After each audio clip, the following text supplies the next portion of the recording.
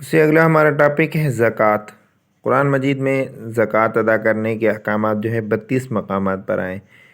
قرآن مجید میں دوسرا نماز اور زکوٰۃ کا آپس میں اکٹھا ذکر جو ہے وہ بھی 32 دفعہ آیا ہے۔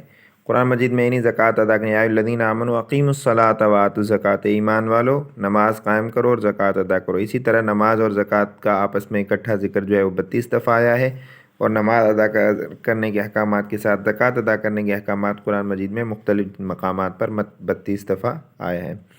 نصاب زکوٰۃ، ہم پڑھتے ہیں نا کہ اگر نصاب زکوٰۃ میں یہ چیزیں شامل ہیں، سونا چاندی ہے، سامان تجارت وغیرہ، تو یہ پتہ ہمیں کیسے چلے کہ نصاب کیا ہوتا ہے؟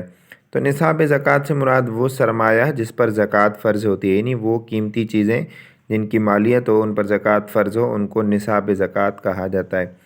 تو زکوٰۃ زیادہ تر سونا چاندی اور جو ہمارے پاس جانور ہوتے ہیں ان پر، اور دوسرے جو اموال تجارت وغیرہ ہیں ان پر زمین سے جو ہم نکالتے ہیں ان کو عشر کہا جاتا ہے۔ تو سونے کا نصاب جو ہے 7.5 تولہ ہے، چاندی کا نصاب 52.5 تولہ ہے۔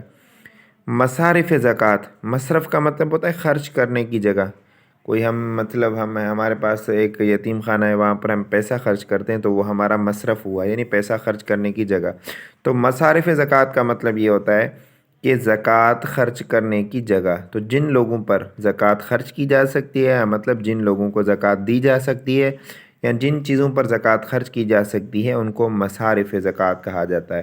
تو مصارف زکوٰۃ کی تعداد جو ہے وہ 8 ہے، اور یہ میں آگے آپ کو بتا رہا ہوں کون کون سے مصارف ہیں۔ عشر سے مراد کیا ہے؟ عشر سے مراد زمین کی ٹیکس ہے۔ عشر کا مطلب ہوتا ہے 10واں حصہ۔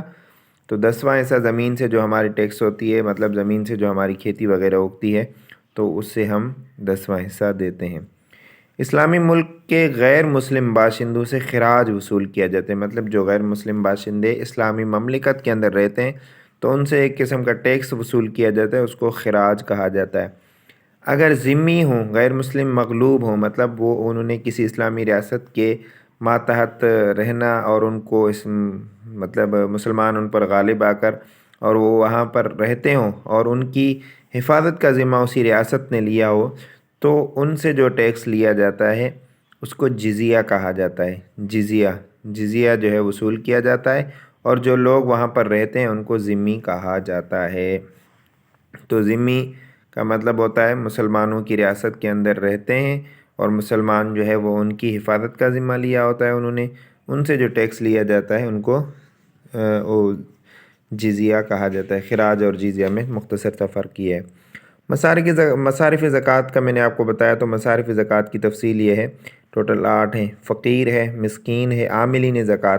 فقیر مسکین تو کلیئر ہے۔ عاملین زکوٰۃ کیا ہوتا ہے؟ عاملین زکوٰۃ وہ لوگ ہوتے ہیں جن کو زکوٰۃ وصول کرنے کے لیے مقرر کیا جاتا ہے، یعنی آپ فلاں فلاں گاؤں میں جا کر فلاں سٹی، فلاں ڈسٹرکٹ یا فلاں صوبے کے اندر زکوٰۃ وصول کریں، تو جو عاملین زکوٰۃ ہوتے ہیں ان کو زکوٰۃ کا پیسہ دیا جا سکتا ہے۔ اس کے بعد تالیف قلب۔ حضور صلی اللہ علیہ وسلم کے دور میں حضور صلی اللہ علیہ وسلم لوگوں کو زکوٰۃ کے پیسے دیتے تھے تاکہ ان کے دل نرم ہو۔ نرم کا مطلب یہ ہوتا ہے، تالیف الفت کا مطلب ہوتا ہے نرمی، قلب کا مطلب ہوتا ہے دل، یعنی ان کے دل اسلام کے لیے نرم ہو، تو اس لیے ان کو زکوٰۃ دی جاتی تھی۔ لیکن آج کل یہ تالیف قلب والی بات کیونکہ حضور صلی اللہ علیہ وسلم کے دور میں تھی، آج بھی اگر دیا جائے تو یہ اس کی بھی گنجائش موجود ہے۔ رقاب کا مطلب ہوتا ہے غلام، جو ہمارے ہاں تو آج کل غلاموں کا تصور نہیں ہے، لیکن پہلے دور میں غلام ہوتے تھے لوگ ان کے زر خرید ہوتے تھے، مطلب انہوں نے خرید کیے ہوتے تھے اور ان کو فروخت کرنا وغیرہ یہ سلسلہ چلتا تھا۔ تو رقاب جو غلام لوگ ہیں ان کو بھی زکوٰۃ دی جا سکتی ہے، یا ان کی آزادگی کے لیے بھی زکوٰۃ، ان کو آزاد کرنے کے لیے۔ دوسرا ہے غارمین۔ اگر کوئی آدمی مقروض ہو، اس پر قرض، غارمین کا مطلب ہوتا ہے مقروض، قرض، جس پر قرض زیادہ ہو، تو اس کے قرض کی کوئی جان چھڑائی کی کوئی تفصیل نہ بنتی ہو، تو وہاں پر زکوٰۃ کے پیسوں سے اس کا قرض دیا جا سکتا ہے، یا اس کو قرض دیا جائے، وہ اپنے جو ہے جن پر قرض ہیں ان کو ادا کرے۔ اللہ کے راستے میں، فی سبیل اللہ، اللہ کے راستے میں جو ہے وہ زکوٰۃ دی جا سکتی ہے۔